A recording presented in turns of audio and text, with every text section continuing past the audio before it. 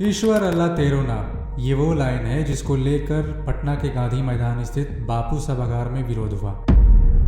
वैसे तो ये लाइन एक मशहूर भजन की है, लेकिन उसी भजन को बीते दिनों बीजेपी के मंच पर भोजपुरी सिंगर देवी ने ये भजन गाया। उन्होंने जैसे ही ये लाइन ईश्वर अल्लाह तेरो नाम गाना शुरू किया, उसके बाद सभा में हंगामा मच गया। लोग नारेबाजी करने लगे और फिर उन्हें माफ़ी भी मांगनी पड़ी। इसके बाद गायिका देवी ने सफाई दी कि उनकी मंशा किसी को आहत करने की नहीं है, लेकिन जय श्री राम के नारे के साथ देवी का विरोध होता रहा। और जब देवी कार्यक्रम से बाहर आई तो पत्रकारों के सवालों का जवाब देते हुए भी अपनी नाराजगी जाहिर की। हालांकि भोजपुरी सिंगर देवी का विवादों से कोई बहुत पुराना नाता नहीं रहा है। वो अपनी शालीनता और सभ्यता भरे गीतों के लिए भोजपुरी इंडस्ट्री में जानी जाती हैं। देवी उन गिने चुने सिंगर्स में से हैं जिन्होंने भोजपुरी गानों में अश्लीलता का प्रमुखता से विरोध किया था।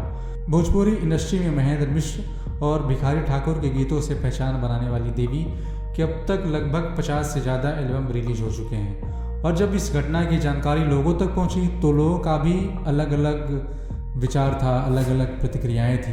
बहुत सारे लोगों को नहीं मालूम होगा कि ये पंक्ति ओरिजिनल भजन की नहीं है, और इसलिए जो लोग जानते हैं कि इसका ओरिजिनल कुछ और ही है, तो विरोध की एक वजह वो भी हो सकती है। फिलहाल इस वीडियो में इतना ही। ये छोटी सी जानकारी आपको कैसी लगी, आप अपनी राय कमेंट बॉक्स में साझा कर सकते हैं। हमारे साथ बने रहने के लिए धन्यवाद।